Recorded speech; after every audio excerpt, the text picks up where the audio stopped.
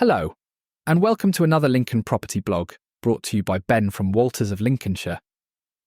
This week we look at how Lincoln homeowners have pocketed £2,827 a year in profit since 2005. As we are now halfway through 2025, it's certain the Lincoln housing market has been more restrained than the post-pandemic 24 months from summer 2020 through to August of 2022. And I believe that the steady as she goes outlook will continue into the rest of 2025 and beyond. As I always say in my Lincoln property market updates, homeownership is a medium to long-term investment, so I feel it's always important to measure what has happened to Lincoln house prices over those medium to long terms. Since the summer of 2005, the average Lincoln homeowner has seen their property's value rise by an average of 43%.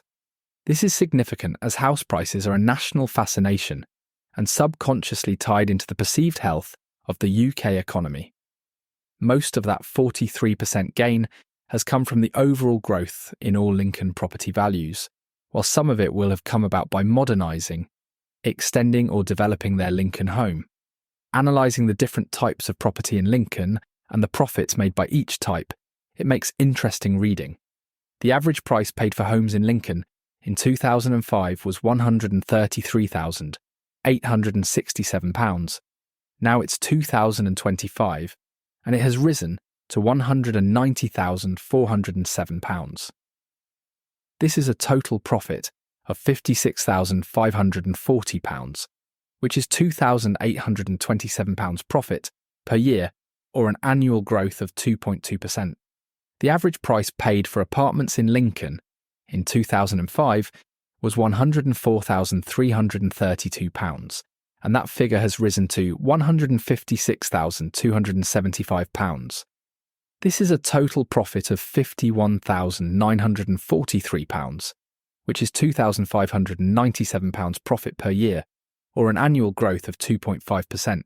The average price paid for all townhouses and terraced homes in Lincoln in 2005 was £104,733, and these have risen to £148,757. This is a total profit of £44,024, which is £2,201 profit per year, or an annual growth of 2.1%. The average price paid for all semi-detached homes in Lincoln in 2005 was £131,150. Now it's 2025, and it has risen to £191,649.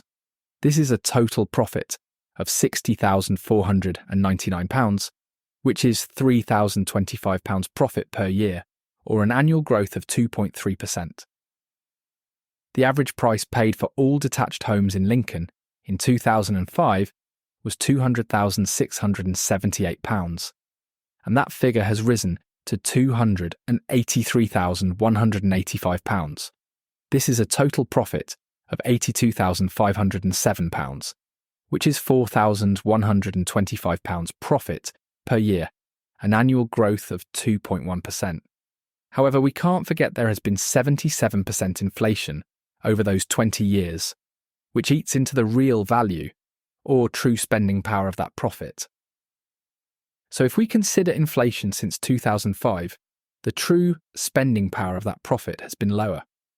The total real profit, i.e., after inflation has been deducted, for the average Lincoln home, is £31,907 for the last 20 years. This equates to £1,595 real profit per annum.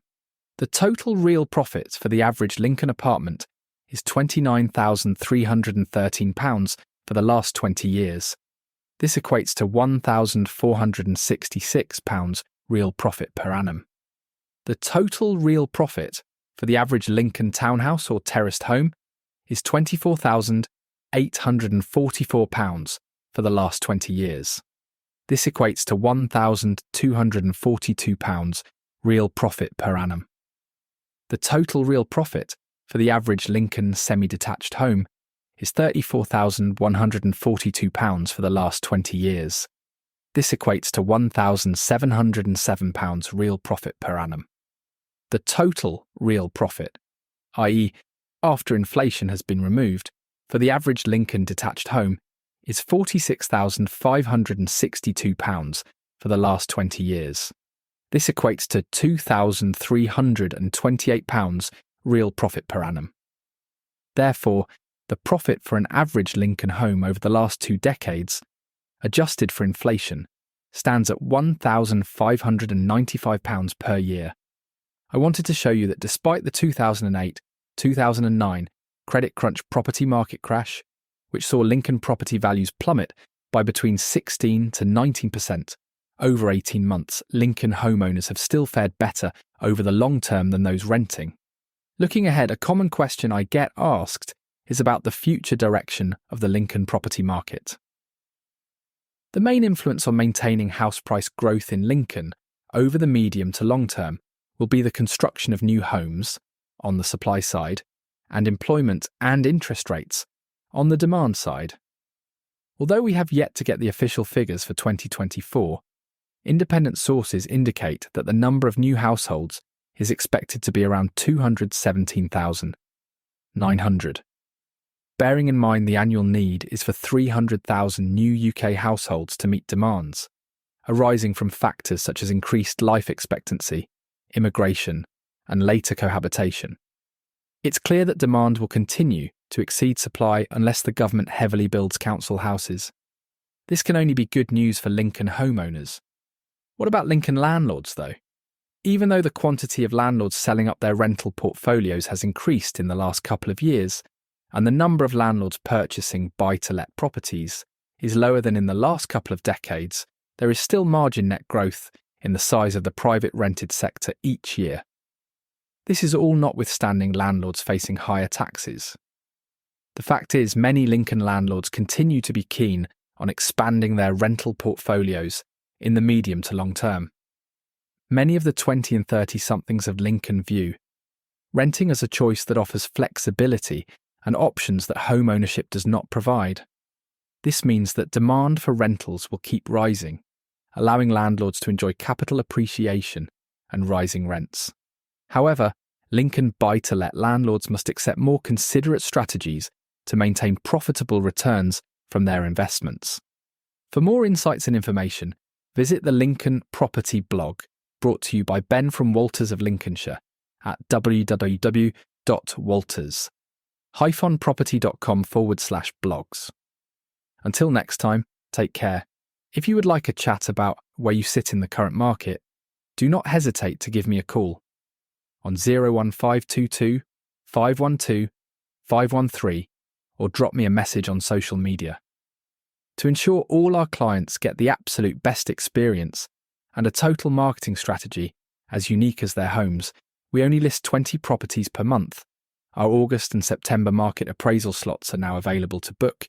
We ensure that you are always a name and not just a number with Walters.